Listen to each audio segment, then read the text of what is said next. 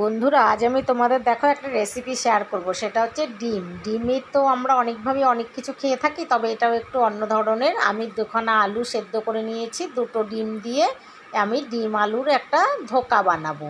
সেটার জন্য দেখো আমি আলুটাকে এখানে পুরো চটকে নিয়েছি, তার মধ্যে দুখানা ডিম দিয়ে একটু পেঁয়াজ কুচি, লঙ্কা কুচি, আর হচ্ছে তোমার আদা রসুন লঙ্কা বাটা, ধনে পাতা, গোলমরিচের গুঁড়ো, হলুদ লবণ, একটু বেসন দিয়ে পুরো ফেটিয়ে একটা ফ্রাই প্যানের মধ্যে একটু তেল দিয়ে ওটাকে আমি গোলা রুটির আকারের মতো করলাম। একটু সামান্য ভারী হবে। এক পিঠ হয়ে গেলে আর এক পিঠ উল্টে নেবে, নিয়ে তারপরে ওটাকে পিস পিস করে নেবে। তারপরে এখানে তেলের মধ্যে দেখো গোটা গরম মশলা, আমি একটু তেজপাতা দিয়েছি, আর একটু পেঁয়াজ কুচি। পেঁয়াজটা একটু ব্রাউন কালার হয়ে আসলে পরে তারপরে আদা রসুন লঙ্কা বাটাটা দিয়ে দেবে।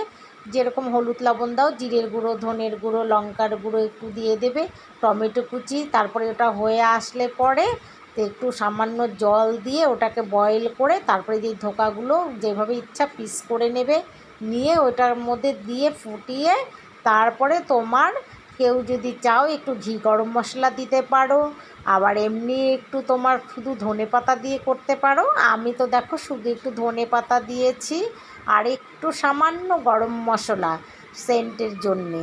দেখো যদি তোমাদের ভালো লাগে এভাবে বানিয়ে তোমরা ট্রাই করে দেখতে পারো, এটা কীরকম টেস্টি হয়। যে তারপরে আমাকে বলো আমি এই জিনিসটা কেমন বানালাম। ভালো লাগলে লাইক কমেন্ট করো, আর অবশ্যই বানিয়ে খেয়ে দেখো।